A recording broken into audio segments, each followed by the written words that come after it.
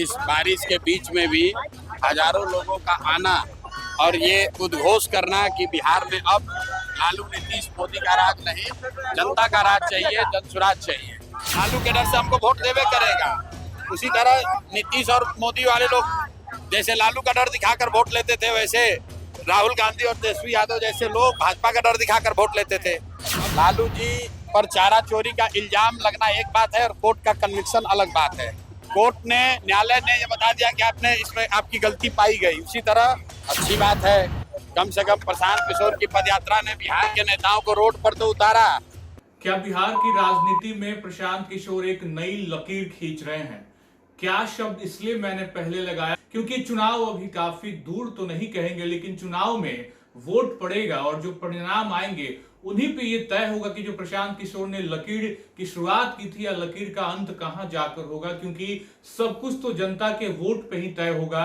और क्या जनसुराज के हित में इस बिहार विधानसभा चुनाव का परिणाम होगा, तब जाकर हम ये मान पाएंगे कि जो प्रशांत किशोर ने राजनीति की नई लकीर खींचने की कोशिश की है वो अपने आखिरी मुकाम पर है और उसने कहीं एक बड़ा तबका जो है बड़ा प्रभावित हुआ। और प्रशांत किशोर जिस तरीके से बिहार को बदलने की चाह रखते हैं उसमें वो सफल हो पाए। तो सब कुछ निर्भर करता है वोट पे, और वोट किस तरफ जाएगा इसकी कवायद अभी शुरू होनी बाकी है। और उसके ठीक पहले प्रशांत किशोर बिहार बदलाव यात्रा कर रहे हैं, हर जिले में पहुंच रहे हैं, हर गांव में पहुंच रहे हैं और गांव के लोगों से वो बातें कर रहे हैं। और किन बातों पे उनका ध्यान रहता है वो लगातार हम लोग पिछले कुछ महीनों से उनकी रैली को कवर करते आपको दिखा रहे हैं, बता रहे हैं, उनकी हर एक बात आप तक पहुंचाते हैं। लेकिन आज की बात बहुत अलग है।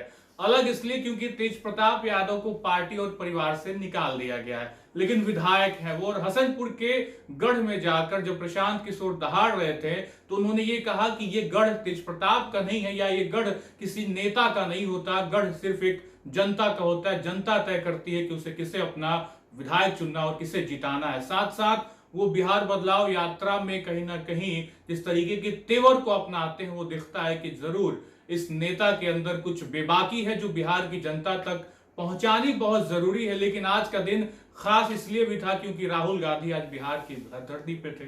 बिहार की धरती से उन्होंने एसआईआर के खिलाफ गरजने की कोशिश की और वो एक बड़ी यात्रा से नई लकीर खींच रहे हैं। तो लकीर की बात हम बार बार इसलिए कर रहे हैं क्योंकि एक तरफ एक नई पार्टी अपनी नई कवायद कर रही है तो दूसरी तरफ देश की एक बहुत पुरानी पार्टी आज बिहार में एसआईआर के लेकर आवाज बुलंद कर रही थी। तो बड़ा खास है आज का दिन। और ऐसे में जब प्रशांत किशोर से पूछा गया कि किस तरीके से आज राहुल गांधी वोटर अधिकार यात्रा करने बिहार आए हैं, तो किस तरीके से एक तीखे अंदाज में और तीखे तेवर में प्रशांत किशोर ने उनपे पलटवार किया, वो सब आपको सुनाते हैं। और सुनिए किस तरीके से प्रशांत किशोर का वही तेवर, वही बेबाक अंदाज एक बार फिर से दिखा और चोट कर रहे हैं वो जनता की सोच पे। अगर जनता ने सोच नहीं बदला तो शायद बिहार भी नहीं बदल पाएगा। आपको सुनवा रहे क्या कुछ कह रहे हैं प्रशांत किशोर। विधानसभा के गांधी मैदान में बिहार बदलाव जनसभा हुआ, इस संदर्भ में आप क्या कहना चाहते हैं? आप यहाँ पर आए हैं, आप भी पत्रकार हैं, यहाँ के नागरिक, आप देखिए कि बिहार बदलाव की सभा में लोगों का क्या उत्साह है। इस बारिश के बीच में भी हजारों लोगों का आना और ये उद्घोष करना कि बिहार में अब लालू नीतीश मोदी का राज नहीं, जनता का राज चाहिए, जनसुराज चाहिए, ये लोगों ने कहा है। और आपने भी देखा होगा, आपने वीडियो में रिकॉर्ड किया होगा। ये तेज प्रताप का गढ़ क्षेत्र माना जाता है, आपके डर से पहले वो। अरे भाई, किसी का कोई गढ़ क्षेत्र नहीं होता है, गढ़ सिर्फ जनता का है। जनता मालिक है, जिसको वोट देगी वही उसी का गढ़ है। किसी ये कोई राजवाड़ा थोड़ी ना है कि ये तेज प्रताप जी का गढ़ है कि प्रशांत किशोर का गढ़ है।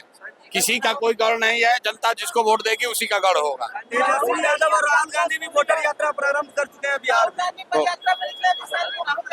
अच्छी बात है, कम से कम प्रशांत किशोर की पदयात्रा ने बिहार के नेताओं को रोड पर तो उतारा। नहीं तो यहाँ पर तो सिर्फ लालू के डर से मोदी, नीतीश और मोदी के डर से लालू को वोट मांगने की परिपाटी थी। ये जनसुराज का डर है कि 20 साल से जो 400 का पेंशन था वो बढ़कर 1100 हो गया, जो रसोईया का सैलरी डबल हो गया, आशा वर्कर्स का मानदेय बढ़ गया, बिजली का आपका 125 यूनिट फ्री हो गया। इसी तरफ जनसुराज का डर है, सारे नेता पैदल पैदल घूमेंगे, जनता के पास हाथ जोड़कर उनको जाएंगे मांगने वोट। नहीं तो अभी तक तो ये कहता था कि जाएगा कहाँ, लालू के डर से हमको वोट देवे करेगा। उसी तरह नीतीश और मोदी वाले लोग जैसे लालू का डर दिखाकर वोट लेते थे, वैसे राहुल गांधी और तेजस्वी यादव जैसे लोग भाजपा का डर दिखाकर वोट लेते थे। तो अब जनता का डर खत्म हो गया है, जनता के पास एक नया विकल्प आ गया है और ये जनता के विकल्प की ताकत है कि नेता रोड पर घूम रहे हैं और जनता बैठकर मूल्यांकन कर रही है कि किसको वोट देना है, किसको नहीं देना है। दिलीप जायसवाल से पूछा गया था तो उन्होंने कहा कि अब हम प्रशांत किशोर के बारे में कुछ नहीं कहेंगे। दिलीप जायसवाल जैसा 10 आदमी का दम नहीं है कि प्रशांत किशोर के खिलाफ कुछ बोले। बात व्यक्ति की नहीं है। जो कुकर्म करेगा, चोरी करेगा, जो आदमी बिहार को लूटेगा, उसको डर होगा ही, क्योंकि उनको मालूम है कि जनसुराज की व्यवस्था बनेगी। तो बिहार में जो सबसे भ्रष्ट नेता और अफसर हैं, बड़े नेता और बड़े अफसर, इनको सलाखों के पीछे डाला जाएगा और इनके आने वाली पीढ़ी से लूटे हुए पैसे को वसूला जाएगा। जीवेश कुमार कह रहे हैं कि हम नोटिस भेजेंगे और हम नकली दवाई नहीं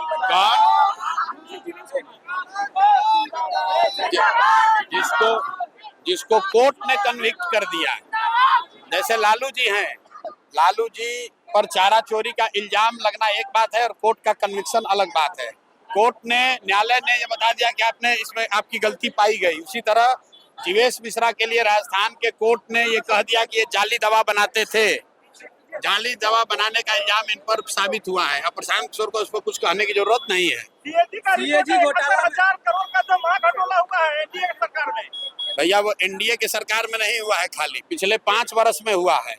5 वर्ष में 78,000 करोड़, बिहार जैसे गरीब राज्य में 78,000 करोड़ रुपया का हिसाब किताब ही नहीं है कि वो पैसा गया कहाँ, घोटाला हुआ कि नहीं हुआ, ये तो जांच का विषय है।